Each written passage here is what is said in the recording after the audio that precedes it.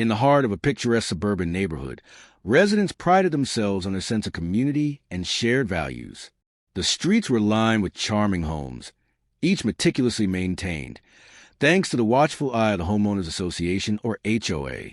At first glance, it seemed like a perfect place to raise a family, where neighbors exchanged pleasantries and children played freely in the yards. However, beneath this idyllic facade lurked an undercurrent of tension, largely due to one overzealous member, Karen. Karen was infamous in the neighborhood for her unwavering commitment to enforcing every rule laid out in the HOA bylaws. She had made it her personal mission to ensure that each homeowner adhered to the community's strict guidelines, often taking it upon herself to patrol the area with a clipboard in hand. While some appreciated her vigilance in maintaining property values, others found her relentless scrutiny exhausting. Whispers of her antics circulated at block parties and barbecues, with tales of disputes over garden gnomes and fence heights becoming part of local lore. As summer approached, the community buzzed with excitement about pool parties and barbecues. Little did they know that Karen's obsession with compliance would soon lead to an unprecedented conflict that would shake the very foundation of their close-knit community, setting the stage for a shocking revelation that would change everything. The pool in our backyard was more than just a shimmering oasis. It was the heart of our home and a cherished sanctuary for our family. Constructed shortly after we moved in, it quickly became a gathering spot for birthdays, summer barbecues, and lazy Sunday afternoons. The laughter of our children splashing around and the aroma of grilled burgers wafting through the air were the essence of summer memories we had built over the years. To us, the pool symbolized relaxation and joy, a place where we could escape from the busyness of everyday life. As the sun dipped below the horizon, we often found ourselves unwinding by its edge, sharing stories and enjoying each other's company. It was a slice of paradise that made our home feel complete. However, this happy haven stood in stark contrast to the rigid regulations imposed by the HOA. While we reveled in our backyard retreat, Karen and her fellow board members frequently reminded us of their stringent guidelines regarding pool maintenance and aesthetics. They scrutinized everything from the color of the pool tile to landscaping surrounding it, leaving little room for personal expression. Despite their attempts to impose conformity, our pool remained a symbol of freedom and enjoyment, a space where we could connect as a family. Little did we know that this source of happiness would soon become the focal point of a conflict that would test our resilience and challenge the very fabric of our community. As the summer days grew warmer, so did the tension between our family and the HOA, particularly with Karen at the helm. It began with a seemingly innocuous letter in our mailbox, a formal complaint about our pool area not meeting community standards. The letter cited vague references to maintenance issues and aesthetics, but it felt more like a personal attack than a genuine concern. Initially, we brushed it off, thinking it was just another one of Karen's attempts to flex her authority. However, as weeks passed, more letters followed, each increasingly aggressive in tone. We learned that Karen had been keeping a close watch on our property, taking notes on every perceived infraction. She had even enlisted the help of a few neighbors who shared her zeal for enforcing the rules. Her escalating obsession was palpable. What started as routine reminders soon transformed into confrontational visits. Karen would knock on our door unannounced, armed with a clipboard and a list of complaints that seemed to grow longer with each visit. "Your pool fence needs to be painted," she would say, or "the landscaping around your pool isn't up to code."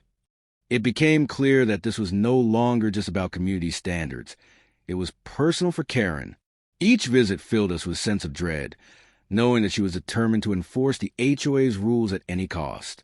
Unbeknownst to us, this growing conflict would soon spiral into an event that would forever alter our lives and challenge the very essence of our community spirit. It was a bright Saturday morning, and with the sun shining brilliantly overhead, our family was excitedly preparing for the first pool party of the summer. The kids had already donned their swimsuits, eagerly anticipating hours of splashing and laughter. But as I pulled back the sliding door and stepped outside, my heart sank. What lay before me was not the glistening blue water I had expected, but a solid expanse of gray cement. My mind raced as I stood frozen in shock, unable to process what I was seeing. It felt surreal, like a scene from a bizarre dream. "No, no, no," I whispered to myself, hoping that somehow it wasn't real. But as I approached the pool, the hard surface confirmed my worst fears. Anger surged through me like a tidal wave. How could someone be so cruel? I immediately thought of Karen and her relentless crusade against our family's joy. The realization that she had taken such drastic measures filled me with rage and disbelief. It wasn't just a pool, it was our sanctuary, our family's escape from daily life, now reduced to a cement slab.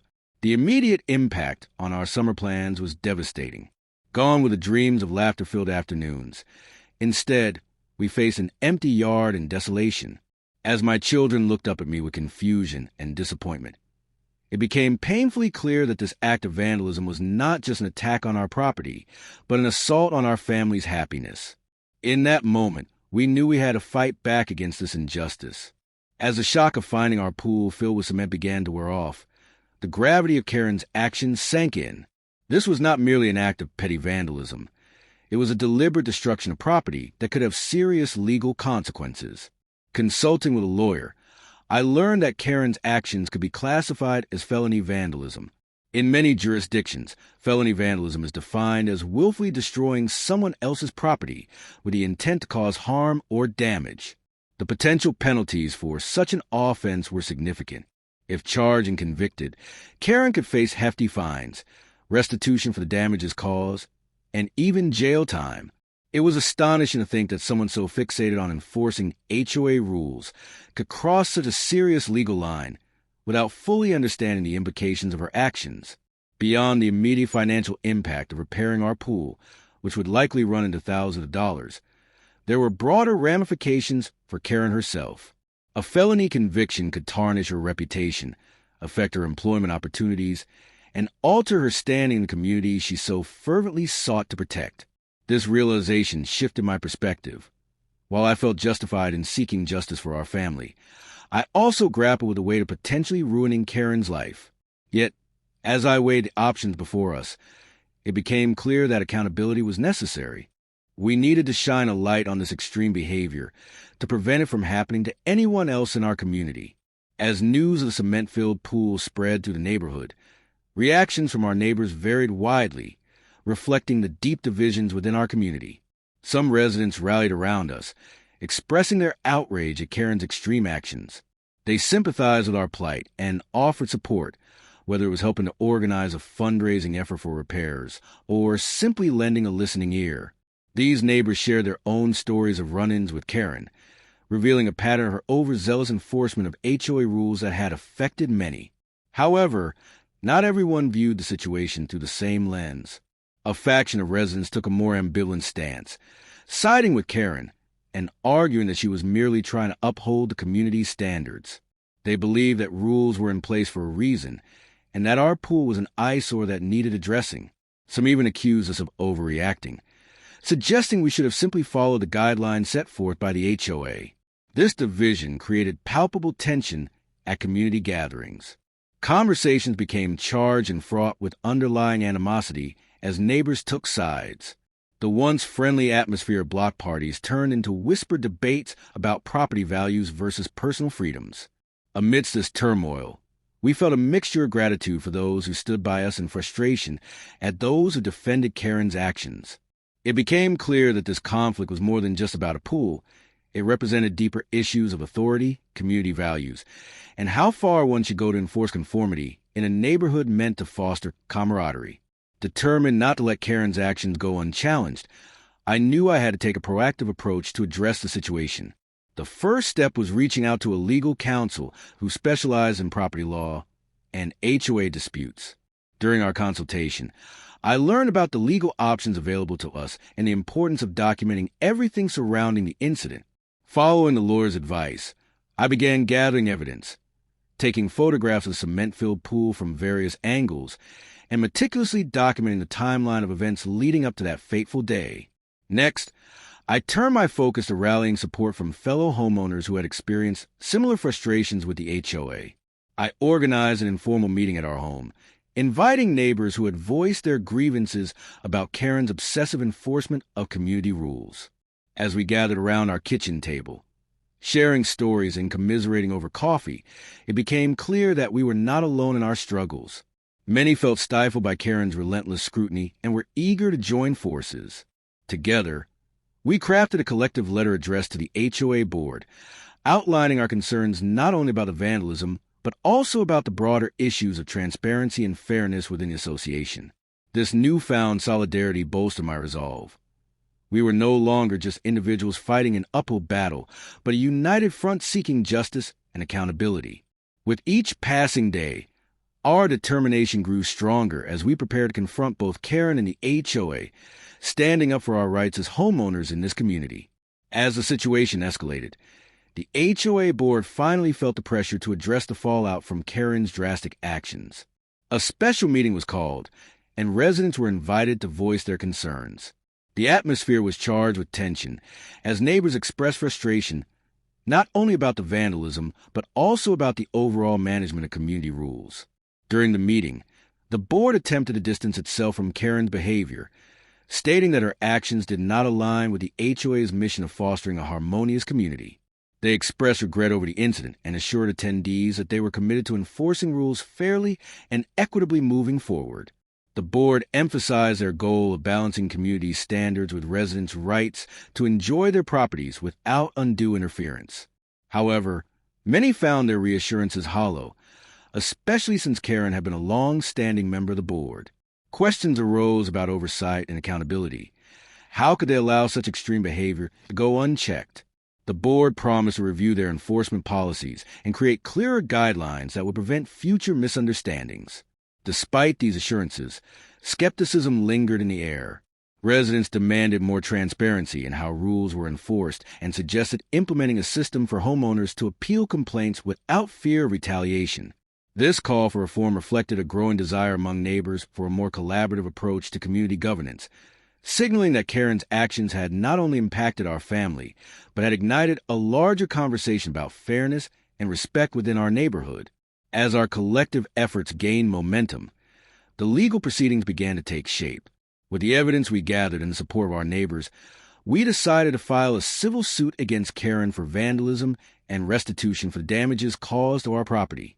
The court proceedings were set in motion, and as we prepared for what lay ahead, it became clear that this was not just about our pool.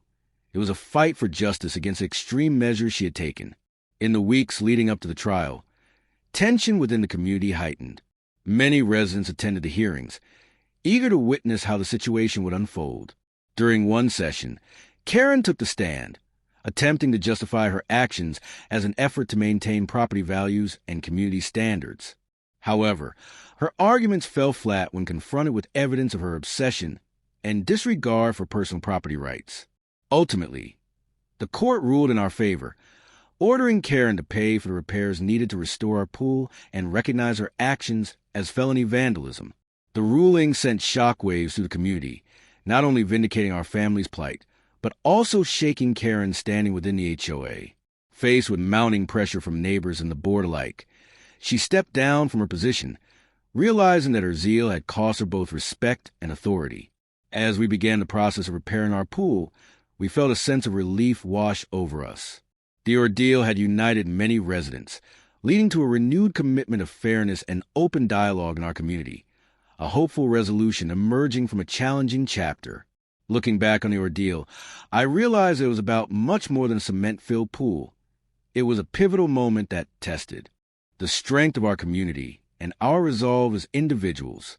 The experience forced us to confront uncomfortable truths about authority, accountability, and the fine line between enforcing rules and imposing tyranny. Throughout this journey, I learned that standing up against bullying behavior is crucial, especially in settings where people are supposed to feel safe and supported. Karen's actions highlighted how unchecked power could spiral out of control, impacting not just one family, but an entire neighborhood. Our collective response demonstrated the importance of unity. When we came together to voice our concerns, we created a stronger community that valued fairness and respect. This experience also taught me the significance of open communication between residents and the HOA.